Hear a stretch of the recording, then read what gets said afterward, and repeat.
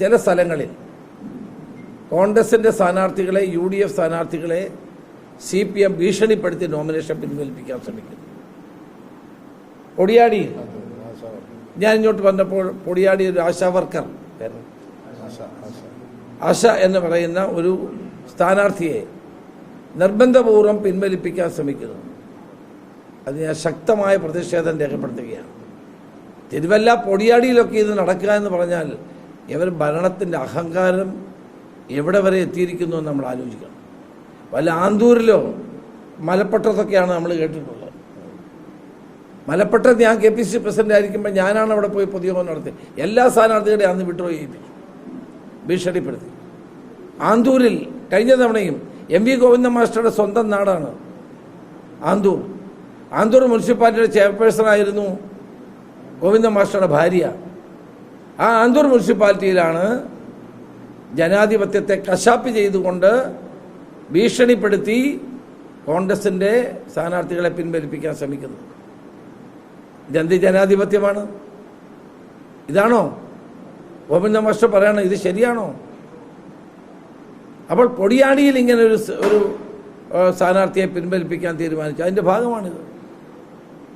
അപ്പോൾ ഈ ഭീഷണി ഉണ്ടാകുന്നതിൻ്റെ കാര്യം എന്താണ്? ഇവർക്ക് പരാജയ ഭീതിയാണ്. കേരളത്തിൽ ഐക്യജനാധിപത്യ മുന്നണിക്ക് വളരെ അനുകൂലമായ രാഷ്ട്രീയ സാഹചര്യമാണ്. ഈ പഞ്ചായത്ത് തിരഞ്ഞെടുപ്പിൽ വൻപിച്ച മുന്നേറ്റമാണ് UDF ഉണ്ടാക്കാൻ പോകുന്നത്.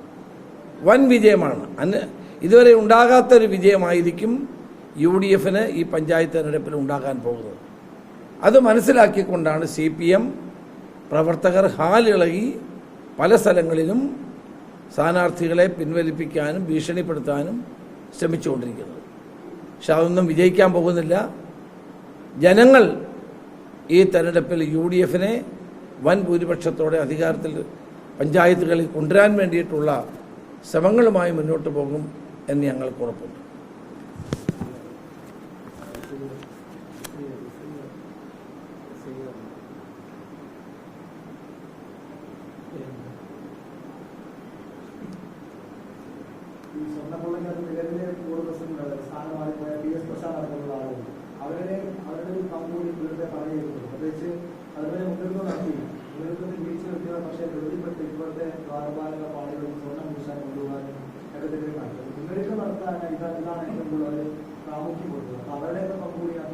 തീർച്ചയായിട്ടും ഇപ്പോഴത്തെ സ്ഥാനമൊഴിഞ്ഞ ദേവസ്വം ബോർഡ് പ്രസിഡന്റ്, മന്ത്രി വാസവൻ ഉൾപ്പെടെയുള്ളവരുടെ പങ്ക് അന്വേഷിക്കേണ്ടത് തന്നെയാണ്.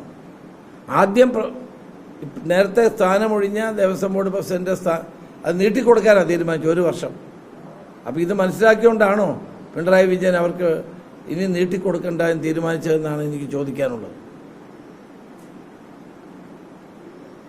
അപ്പോൾ അവരുടെ പങ്കും സംശയാതീതമായി തന്നെ അന്വേഷിക്കേണ്ടതാണ്.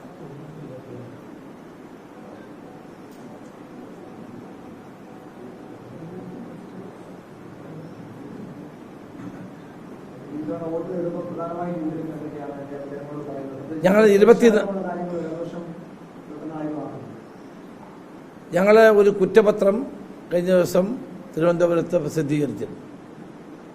പഞ്ചായത്തുകളെ ഞെക്കിക്കൊല്ലുന്ന ഇടതുപക്ഷ മുന്നണി സമീപനത്തെ, ഗവൺമെൻറ്റിൻ്റെ സമീപനത്തെ തുറന്നു കാട്ടുക, അധികാരം ജനങ്ങളിലേക്ക് എന്ന മുദ്രാവാക്യം വെച്ചുകൊണ്ടാണ് ഞങ്ങൾ ഭരണഘടനാ ഭേദഗതിയിലൂടെ പഞ്ചായത്ത് രാജിനെ ശക്തിപ്പെടുത്തിയത്. പക്ഷെ കഴിഞ്ഞ 10 വർഷത്തെ ഭരണം പഞ്ചായത്തുകളെ ശ്വാസം മുട്ടിക്കുന്നതായിരുന്നു.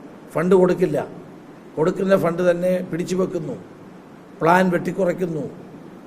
അങ്ങനെ സാമ്പത്തികമായ ബുദ്ധിമുട്ടുണ്ടാക്കി പഞ്ചായത്തുകൾ അധികാരം കവർന്നെടുത്ത് ഏറ്റവും ജനാധിപത്യത്തിൻ്റെ ഏറ്റവും താഴെത്തട്ടിലുള്ള പഞ്ചായത്ത് സംവിധാനത്തെ ദുർബലപ്പെടുത്താനാണ് ഇടതുമുന്നണി ശ്രമിച്ചത്.